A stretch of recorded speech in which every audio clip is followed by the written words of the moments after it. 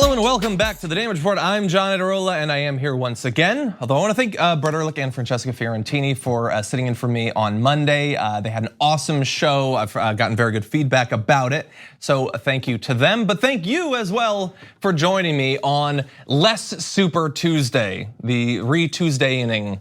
We're gonna be having a whole bunch of primaries again later on today. There will of course be live coverage on the network. But before we get to all that, there is a lot of news to cover, including quite a bit that bears potentially on today's contest. And Emma Vigeland of Rebel HQ is gonna be joining me in just a little bit to do that. But I also want to touch base with Mike Bloomberg. He's a guy who's been incredibly frustrating throughout this primary process. And he's got one little bit more sand thrown in the eyes of his own supporters. Wait until we get to this. We're gonna close out the show with that. And there's so much to get to, but I do want to touch base with the situation with coronavirus because it has been a few days since I've talked about that. So that's actually where we're going to start. If you're concerned about COVID-19, Fox has got an update for you. You shouldn't be worrying about the numbers, who's getting infected or anything like that. You should be angry at the person who caused this all, the Chinese. And this new narrative has gone like wildfire through the right. So take a look at some of the examples just from like the past 12 hours. So Kevin McCarthy, House Majority Leader, he had this tweet. Everything you need to know about the Chinese virus can be found on one regularly updated website. So you didn't need, it doesn't say Chinese on the website. Why'd you say that? But it wasn't just him. Tucker Carlson tweeted, "We must remain calm but not complacent about the Chinese virus. We addressed it on tonight's show. We hope you'll watch if you missed it." So look, I like to some extent that he was cautioning restraint in that video, but why suddenly the Chinese virus talk? By the way, I checked on Twitter to see if he had previously talked about it in that way. There were no references to be found. But they're not the only ones. It has also made its way to the morning programming on Fox News. Here's a bit of Fox and Friends. The most encouraging things actually happening out of China, who started this whole thing. They were about 1,000 cases a day. They had very few. They had 14 field hospitals closed yesterday. 70% of the Chinese cases, everybody had to have recovered. Only 19 new infections. So actually worked, even though they started it, and they've yet to apologize. If you're young, sometimes I watch the news and I just want to like seriously sit down with the anchors and ask, are you like an actual baby? What do you mean they started it and they haven't apologized? That was an adult man paid a salary to sit with a tie on and say they didn't apologize. That's true. They might be a little bit distracted by the fact that thousands of their people have died. And they might be a little bit less concerned with apologizing to the world for something that they are still grappling with. And so look, that is a ridiculous spin to put on this continuing international issue.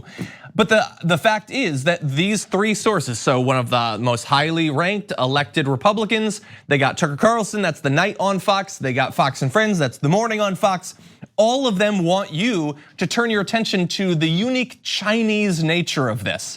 Because people, hadn't acknowledged that? We haven't already seen ridiculous xenophobia and racism inside of the United States against anyone who either is or hypothetically looks like they might be Chinese. No, we've already had far more than enough of that. People being harassed, attacked, and then just random businesses being hurt by this. I saw a post by someone whose family runs a Chinese restaurant saying that their business is down by more than 50%. They didn't come in with like a fresh delivery of eggs from Wuhan yesterday. There's no connection there, and yet this community is being hurt on a daily basis just because of where the virus originated, and that's not enough. But obviously we know what this is about.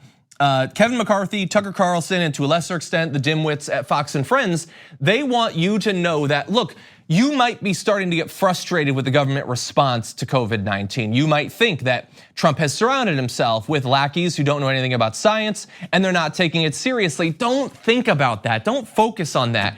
Just get mad at the Chinese. It's their one move. It is when you are frustrated with the domestic situation that you're faced, turn your attentions to some outsider. Look at them with suspicion, anger, resentment, fear. That's how they expect to get out of this. And it is at the end of the day, not about dealing with this crisis, but with protecting their dear leader. And that is where we turn next, actually. Let's turn to Donald Trump.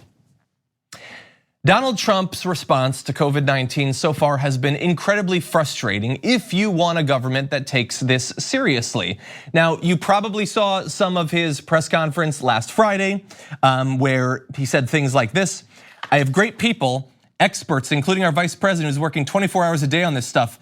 They would like to have the people come off. There, he's talking about a cruise ship where a couple dozen people have been infected with COVID-19. I'd rather have the people stay, but I'll go with them. I told them to make the final decision. I would rather, because I like the numbers being where they are, I don't need to have the numbers double because of one ship that wasn't our fault. That was not like some well, I guess it is technically a raving lunatic. That was not some random raving lunatic. That was the president of the United States saying that his medical professionals are saying we need to get these people off of this cruise ship so that we can treat them and make sure that it doesn't spread. There's like 3,500 people on the ship, and he doesn't want that. Why? Because he has a better understanding of the situation there? No, but because he doesn't want the numbers changing. The numbers in an absolute sense are not changing. Those people are infected. They just aren't in the United States yet, and that's what he's concerned about. What he should be concerned about is what he and others around him are actually doing, because, and this was talked about on yesterday's show, it seems like a lot of high-profile Republicans are coming into contact with people who have been exposed to COVID-19 recently.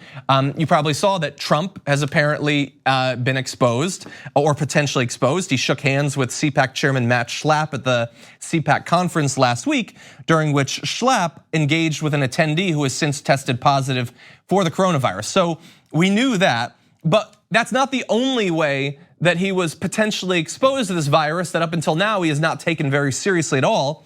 He had contact with 2 Republican congressmen before their announcements that they were entering self-quarantine after learning that they had previously been exposed to someone diagnosed with coronavirus. As Representative Doug Collins of Georgia shook hands with Trump last Friday when the president traveled.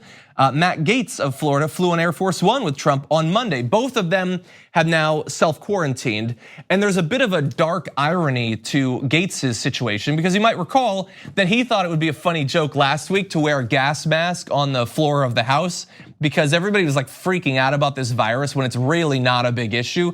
So he's now in self-quarantine. One of his constituents has since died of COVID-19, and now he theoretically could have been exposed. Now, obviously, we hope that none of them have been infected, that no one additionally will be infected. But perhaps if they're not, and they go through this self-quarantine procedure, maybe they will come out of it taking it a little bit more seriously, thinking that maybe this is not just joke fodder, like to make a meme or something like that. Maybe this is a little bit serious.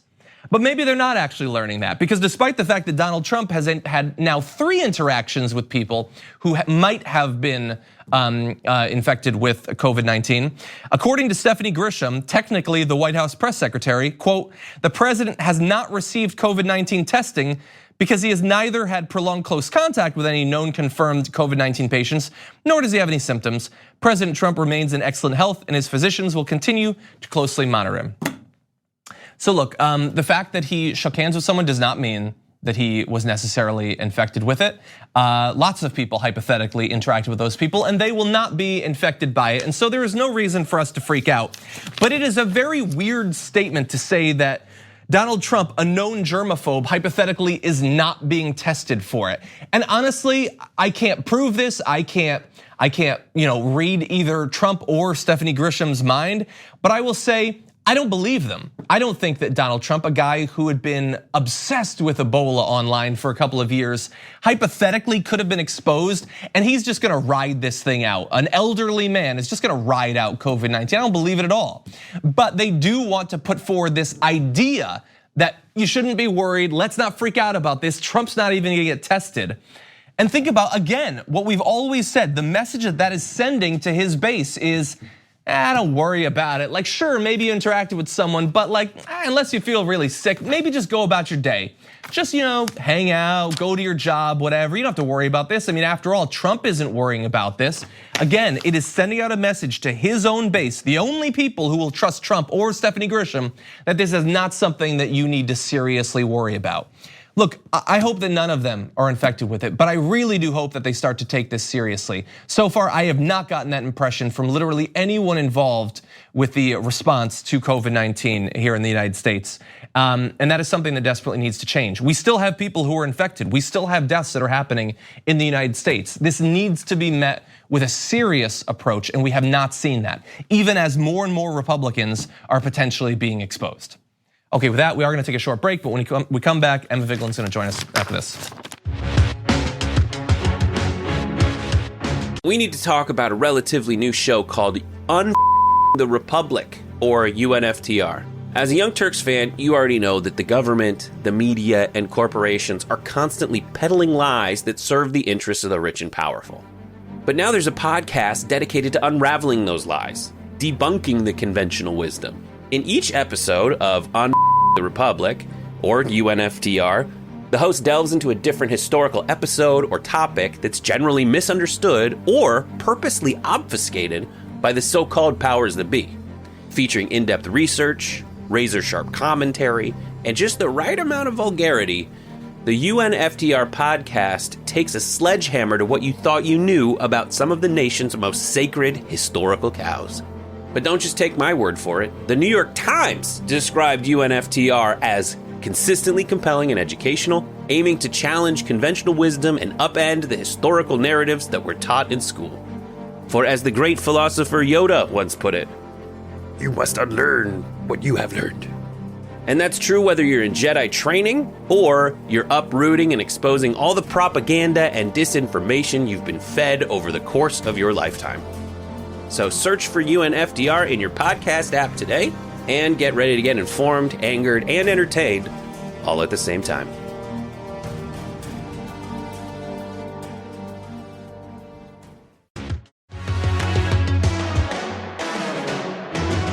Last night at his Fox News Townhall, Bernie Sanders was asked about concerns that have been expressed about Joe Biden's mental state. Here's how he responded. Senator, this isn't a personal attack, but it gets to Nina's question. And the question of Joe Biden's mental acuity is not something that just comes up anywhere. Democrats have brought this up, including Senator Cory Booker, who endorsed Joe Biden today. Take a listen. You just said that 2 minutes ago. Are you forgetting what you said 2 minutes ago? Are you forgetting already what you said just 2 minutes ago?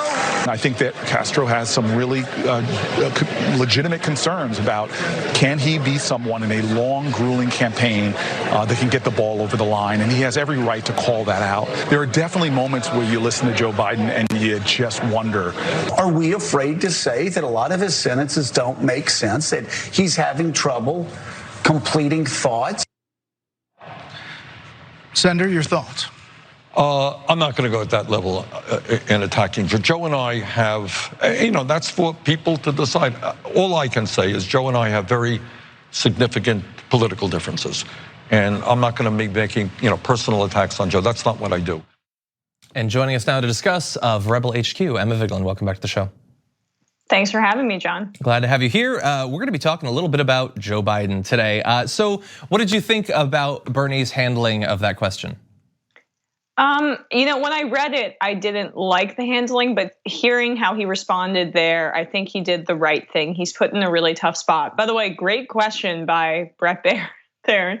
Never thought those words would come out of my mouth, but I think it's really important to point out that this isn't coming from Donald Trump. This isn't coming from, Breitbart. This was pointed out by Democratic candidates and the media, the candidates that are now endorsing Joe Biden, that Biden clearly has some issues with his cognitive decline. I'm not diagnosing him. I'm not a doctor, but he's unable to say things clearly. He's forgetting things in the middle of his sentences. And there's a reason that he's been in hiding since his massive win on Super Tuesday. This isn't because, he's incubating or anything like that. It's because his campaign thinks that he needs to be shielded from public scrutiny. And that's the only way that he's going to borrow Cory Booker's words, carry the ball over the line. And I think that that's important to point out. But Bernie Sanders, look, he gets attacked as being divisive no matter what he does. So he has to be extra careful to not cast dispersions onto other candidates like Joe Biden, even if it's fair. Yeah, and look, I can't diagnose anyone either. And I understand that once the idea is in your head, you start to interpret things based on that. But like, for instance, there's a video going around this morning of Joe Biden interacting with someone asking him about gun rights. And Biden refers to AR-14s. And so is that a slip of the tongue? Is that an inability to come up with the term? I honestly don't know, but it does seem weird that like the only person who could theoretically be hurt by a conversation about Joe Biden's, whatever the state of his brain is at this point, is Bernie Sanders. Like if he brings it up, he's gonna be the bad guy who's not showing unity, when we know that if Bernie Sanders was regularly having trouble expressing himself and remembering things, there is absolutely no way that MSNBC would not be full of people discussing what it represents and why are the Bernie bros still sticking with him when he's definitely lost a step.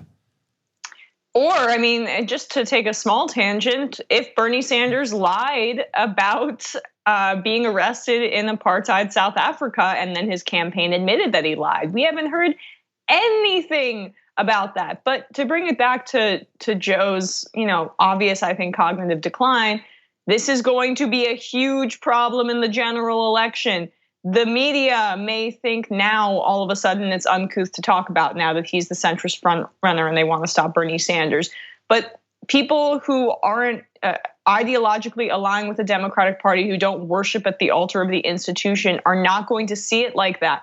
Look, Joe Rogan, I don't agree with everything he said, but he's a great kind of barometer for the apolitical average voter, average person, was just saying, listen to him talk for 1 second and was like, no, this guy can't be president. That's gonna be so many people's reactions. When I looked up, I was, for work, I was looking up Joe Biden YouTube videos to do some research.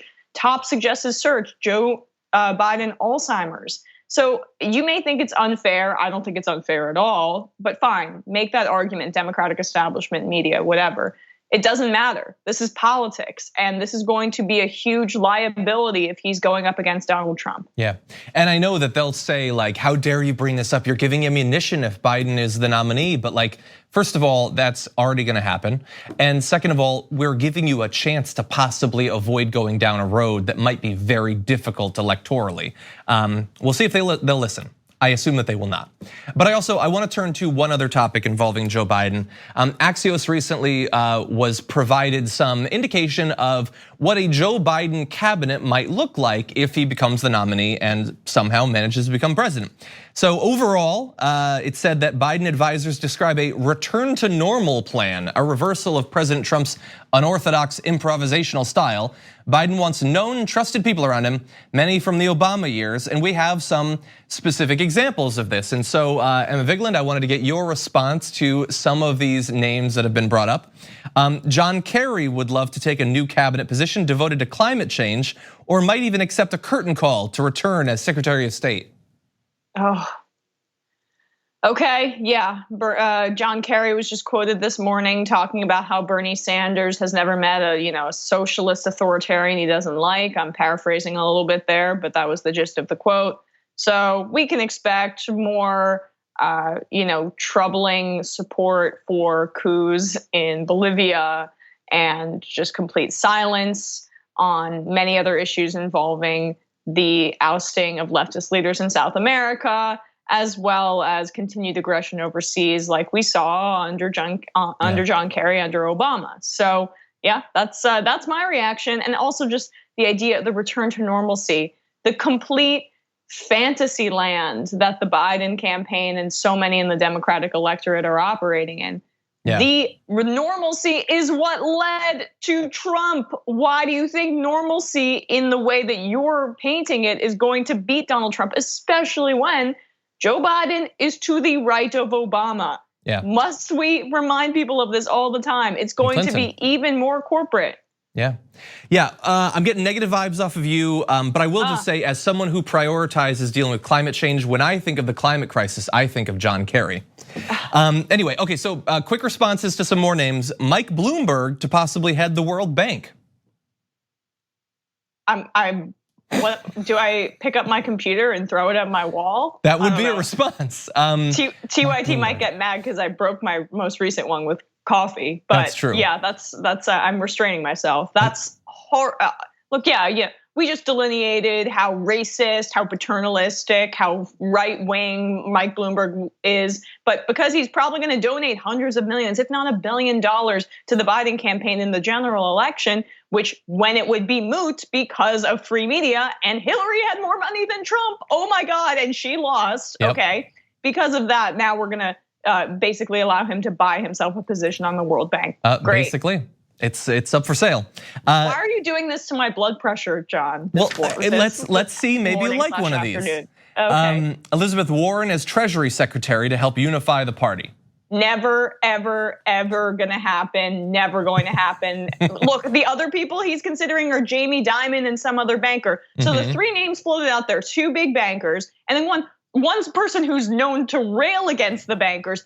Oh, please don't insult our intelligence by saying you're gonna actually put Elizabeth Warren as Treasury Secretary. You're doing this to make sure that people in her camp kind of stand down and don't demand that she endorse Bernie Sanders. Not that she would anyway, but what a joke. It's infantilizing. He would never, ever, ever put Elizabeth Warren in that position. I promise you.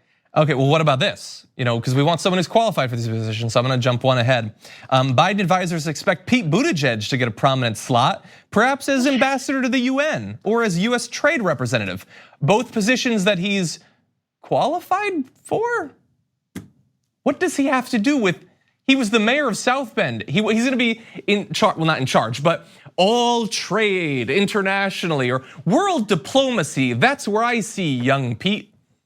Oh my God. I mean, this is really the olden days where you can truly buy yourself a position with an endorsement. It's not the best person for the job. It's the person who gave Biden the most political capital at the time. But this is all fantasy land because Biden's probably gonna lose to Trump if he's the nominee, right? That's the fear. Yeah, when Pete Buttigieg said that he would not put a ban on giving people ambassadorships after donating his campaign, most people thought that would be with him as president. Maybe that was just setting up a standard for after he lost. Right. God. Anyway, so Biden has picked up some important endorsements, and that's what we'll turn to after this break.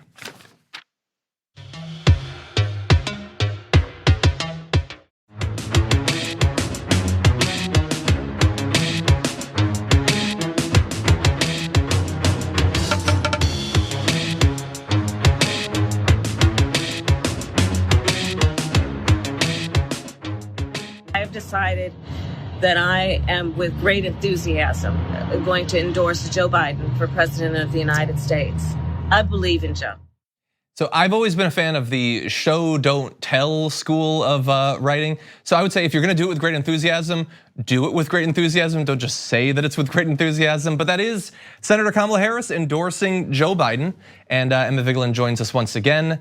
Emma, how big will this endorsement be? California already voted. It's only going to reinforce all of what the people who are already going to vote for Joe Biden. The fact that establishment people are lining up behind him, that's a huge part of it for them. I think the Buttigieg and Klobuchar endorsements were way bigger because they were already in the race, and it happened right before Super Tuesday. Obviously, we saw how the results panned out remarkably terribly for Bernie Sanders. Did quite well for Joe Biden in ways I never could have expected, to be honest with you. I was dead wrong. So look, I mean, this is really the establishment striking back. And I'm just shocked that after these candidates were bringing up such specific, I mean, Kamala Harris very famously arguments against Joe Biden about his long history where he opposed busing. And that little girl was me, one of the most memorable moments of the primary. To enthusiastically support Joe Biden, like they don't have principles in many ways, and they're hoping to gain something for themselves, and mostly they're hoping to stop Bernie Sanders. Yeah, it's so weird that all of these candidates who stood on the debate stage and said, Bernie likes to say that he's like the only progressive. No, we're all actually progressive. We're the real progressive. All of them have endorsed the moderate candidate. It's so weird how that worked out. Great point, John. That was such a good point. Thank you. I'm smart.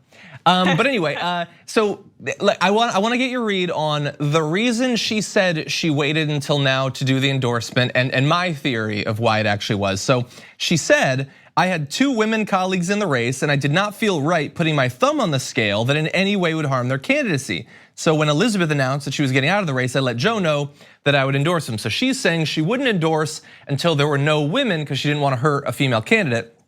I would argue that if her endorsement was going to really matter, it was going to matter for California, but it looked like Bernie Sanders was going to win California anyway, and so why would she endorse Joe Biden and then have it look like her endorsement didn't matter? This seems to me to be more about protecting herself rather than protecting Klobuchar and Warren.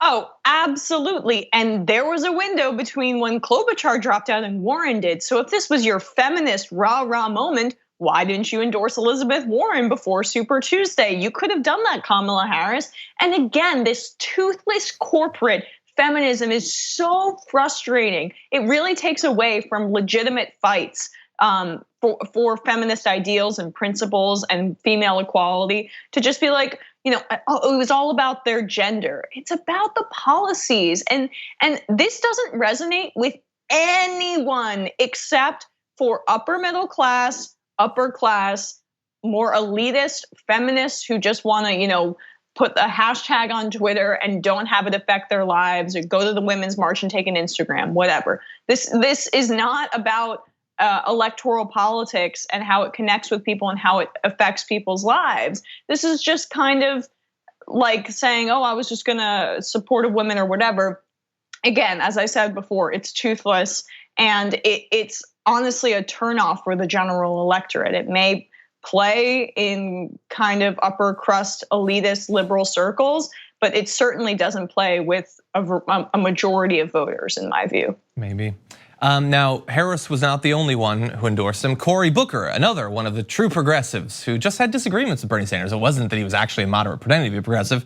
He has endorsed Joe Biden as well, which in both of these cases, so you mentioned the I was that girl line. For Cory Booker, people are bringing up, like we talked about the, Cory Booker expressing concern for Joe Biden's mental state and all of that. But you also had this old tweet from June of last year resurrecting itself when a woman named Emily said, me realizing I'm going to have to vote for Joe Biden in 2020 and looking sad, and Cory Booker retweeting it with, no, you won't. Well, how the turntables. No, anyway. Have turned, yes. Right. But no, it looks like, he's now saying you will have to vote for Joe Biden if you agree with me.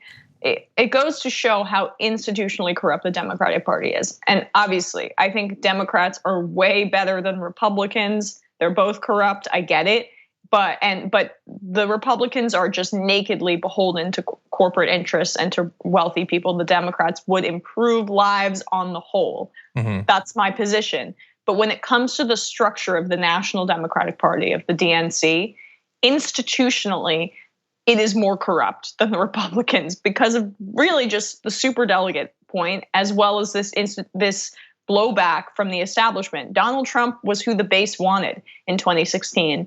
And a lot of the Republican establishment wasn't happy about it, but they didn't actively coalesce to really block Donald Trump from being the nominee. It's not exactly analogous, but the superdelegates, the institutional structure of the party, because Bernie Sanders threatens corporate interests in the way Trump obviously didn't, and no Republican candidate did. The Democratic Party is so terrified that they have to have these candidates coalesce, and that they weren't able to get rid of the undemocratic superdelegates that were designed as a fail-safe to block Bernie Sanders if he were the nominee. Exactly. Let's turn to one other topic.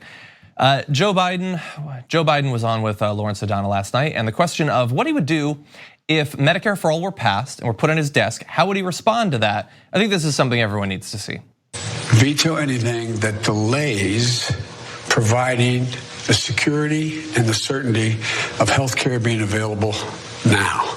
If they got that through and by some miracle, and there was an epiphany that occurred, and some miracle occurred that said, okay, it's passed, then you got to look at the cost. I want to know, how did they find the $35 trillion? What is that doing? Is it going to significantly raise taxes on the middle class, which it will? What's going to happen? Look, my opposition isn't to the principle that you should have Medicare. I mean, everybody, healthcare should be a right in America. My opposition relates to whether or not A, it's doable, two, what the cost is, and what the consequences for the rest of the budget are. How are you going to find $35 trillion over the next 10 years? So, look, many people took that video to mean that he is going to veto Medicare for all if it somehow passes with him as the figurehead of the Democratic Party. And some Biden defenders have responded by saying, well, that's not exactly what he's saying. And I say to them, him cloaking that whole thing in a whole bunch of right-wing talking points against Medicare for all does not make me feel more generous towards him on Medicare for all. It makes me feel more like he's likely to veto it. All that nonsense about, I want to make sure that it doesn't stop people from getting health care now. What formulation of Medicare for all takes away people's health insurance without immediately replacing it with something else? That's just a fantasy. Well, this is what happens when the frontrunner in the Democratic race is someone who fetishizes compromise and working with Republicans and being a middle ground candidate. Again, he was to the right of Obama in 2008. He remains to the right of Obama. He remains in many respects to the right of Hillary Clinton. At least she pretended to care about passing progressive policy when Bernie Sanders was in the race and tried to at least give him some sort of crumbs when she was the nominee to adopt some of the principles. I mean, notably, she actually did adopt some really good principles of his when it came to college for all and education. So I will commend her there. Biden, I guarantee you, will not be interested in that, not at all. And that's just going to show you that clip shows you that exactly. To veto legislation, if we were able to get that monumental victory for working class people, for Americans in general, passed, and you were saying that you, as the head of the Democratic Party, as the figurehead, you would nix that legislation after the Senate and the House put in so much work into passing it, and that would guarantee health care for all. And again, going back on that right-wing talking point and saying that, the trillions of dollars that it would raise on the middle class and middle class tax increase, it is less than what they're paying in premiums and deductibles. Stop it, stop gaslighting us. Yeah. And again, I just feel like this whole week I've been black-pilled. I'm being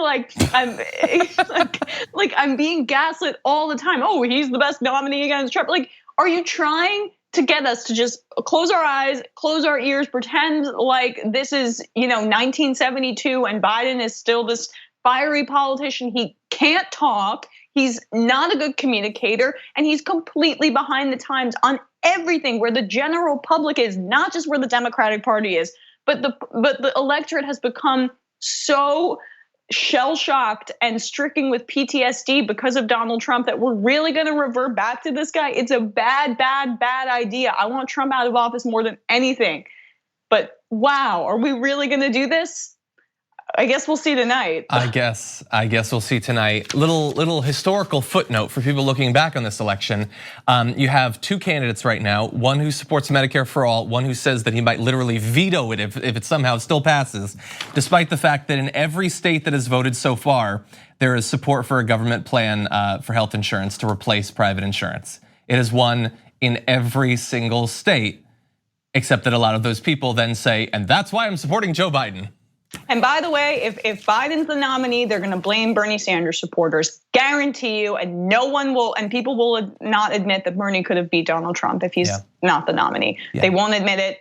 Biden will, and the Democratic establishment will still blame the left. Fun times we're living in. Yep. Okay. Thanks for joining us, Emma. I'm sure we've got your day off to a great start, so thank you. Well, it's 1:40 here, so it's not necessarily a start, but I'm angry. I always forget that you guys live in the future. Okay, maybe we'll see you during the coverage later on, but thank you again. All right, thanks guys. Okay, we'll be back in just a few.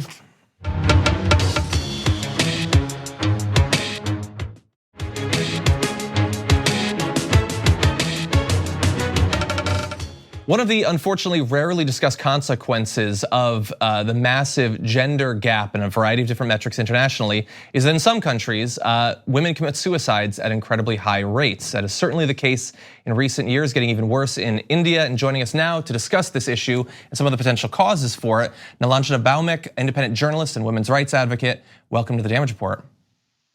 Hello there. Glad to have you on. I wanted to talk about this article that you wrote. Are Indian women killing themselves because Indian men are lazy? So tell me about sort of the thesis behind this article. So, the Lancet calls it Indian women committing suicides. It's a public health crisis. I call it, since 2010, I've been talking about this. It's one of the worst gender crises, in this country. And yes, my thesis is that, it is overwork that's killing Indian women because, Indian men are among the laziest in the world. Yes, you heard me right. Indian women do 10 times more, unpaid care work than Indian men, and that is 3 times the global average. Wow. Also, Indian men spend 48 hours in paid and unpaid work, while Indian women spend 62 hours. Now, when you take all of this, into account, and you take into account, our patriarchal nature of society, which places an inordinate amount of pressure on women, to do everything, you are looking at, as I already said, a crisis, a gender crisis of unimaginable magnitude. But, we are not really talking about this. We are not really, we are talking about the suicides. We are talking about, how more than 20,000 women have been killing themselves in this country every year. But we are not really looking at the root causes, where it all begins from. Wow, and just for people's context, you refer to that Lancet study. It says that globally women commit suicide at lower rates than men, but in India it's 4 times higher for women, which is insane. The fact that it's been increasing recently. Yeah. So I believe that you sort of alluded to this, but the concept of super womanhood and the pressure that it can put on women. Tell me a little bit about that. So, there is this, we are a modern society now, but I feel that we are not equipped to be a modern society in the sense that, we are a modern society. I was, having this conversation, with a friend of mine in the US, and she was telling me that a lot of women in the US feel that, the modern Indian woman is better placed because they do have it all because, they have a family support. And also, in India, as you know, we can, we have the concept of hired domestic helpers. But the point is that, it is, the joint family system doesn't exist anymore. We are a modern society now, and more, families are, we have more nuclear families now. And the other thing is that, only a very small percentage of women can actually, afford hired help. So when we are talking about having it all, that is not true. In India, in the modern Indian woman, is expected to go out to work to be a co-breadwinner, but then we haven't created any institutional backups for them. Like we do not have enough daycare centers. The daycare centers that we have for working women to keep their children there while they're at work are very expensive, and the state-run daycare centers, are very less in numbers. And so, we do not have the institutional backup that can, help and support women to go out to work. So what is happening is that, a woman is going out to work and then she's coming back and she is doing everything at home as well. Because, as I said, given our patriarchal nature of society, men, housework is considered feminine. So it is solely a woman's responsibility. Care work, cooking, cleaning, it is solely a woman's responsibility. In very few families, even in the most progressive of families, the kitchen is always the woman's responsibility. So what that in effect means is that we do not have it all. We are actually doing it all, and we are doing it alone. Yeah. I'm curious. It's been a little bit of time since that Lancet study came out. Have you seen anything, even maybe the beginnings of sort of a recognition of this domestically in India? Are there things changing that give you hope that this situation might change, the trend might change?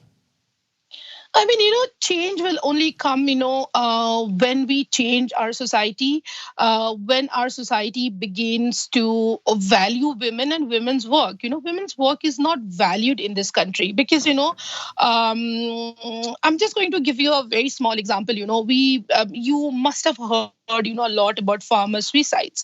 A lot of farmers commit suicide in India, and you'll be surprised to know that among these farmer suicides, a lot of these farmers are actually women farmers. And I've spent time with women farmers in rural areas, and they are not given the respect of being a farmer. No one calls them a farmer, although the fact is that they spend as much time on their fields along with their husbands as their male relatives do. I spent a week with a woman farmer in a village, and her day started from 3 a.m. in the morning. She did all the housework, she looked after the livestock, and then, cooked and cleaned. And then she went to the field, with her husband, and she walked in the field the entire day. And then she came back and she did all the housework again. And it was just mind-boggling, to see the amount of work. And it's not, and it's also normalized in our society. I have grown up, seeing my mom do everything. She was a police officer. She had a very high-pressure job, but she did everything at home as well.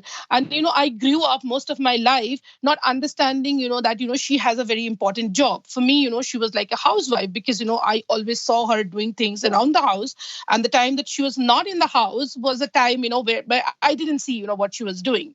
So it came as quite a surprise to me when I once visited her in her office, and everyone was calling her ma'am, and they were doing things for her, and I was like, oh, that's my mom. Right? And so what I'm saying is that, we have to go back right, to the beginning and, teach our boys, that that housework is gender neutral, and that, housework is a life skill. It's not feminine or, it doesn't have gender, and it is a life skill that, they need to learn as well. And I think, we have to, Indian textbooks, say, for example, school textbooks are also, have these gender stereotypes where women are portrayed as, someone who takes care of the family, and men as, macho. If you look at our Bollywood, everyone knows about Bollywood, the way, women are portrayed in our movies are also they're damsels in distress, someone, who looks after the home, even if they're working. And men are, supposed to be like this protectors, this, people, men are, the protectors. So that has to change, I mean, as I wrote in my article as well, that, women have become co-breadwinners, but men are yet to become co-spouses. So they have to understand that the house is their responsibility as well. Housework is their responsibility as well. I mean, look at our ads also, child is always running to the mother, for food or, for whatever, I mean, you never see, men, cooking in advertisements. And these are popular culture, right? This is what, we are growing up, seeing and reading. We are seeing the behavior of our fathers at home, They're sitting in a chair, reading the newspaper, drinking cups of tea, being served their food, and the mother is in the kitchen, And it's something, it has become a part of our culture. I call it a culture in crisis. Our culture is really in a crisis, and we need to really wake up and, start looking at our homes before we can, change policies and make laws.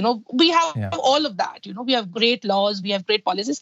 We need to go back and look into our homes and, start making changes there. I couldn't agree more, and I appreciate you joining us and breaking this down. Maybe we can talk a little bit more about some of the solutions in the future, but thank you again. Absolutely. Thank you so much for having me. Thank you. We're gonna take a short break. We'll be back after this.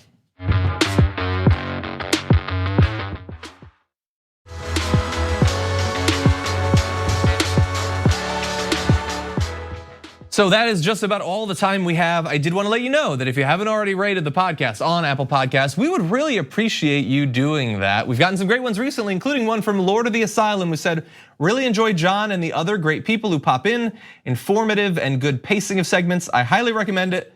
3.5 stars. Could have done all the stars if you loved it that much, but no, we really do appreciate it. Even criticism, mild, is accepted. Thank you everybody for joining us today. We'll see you tomorrow.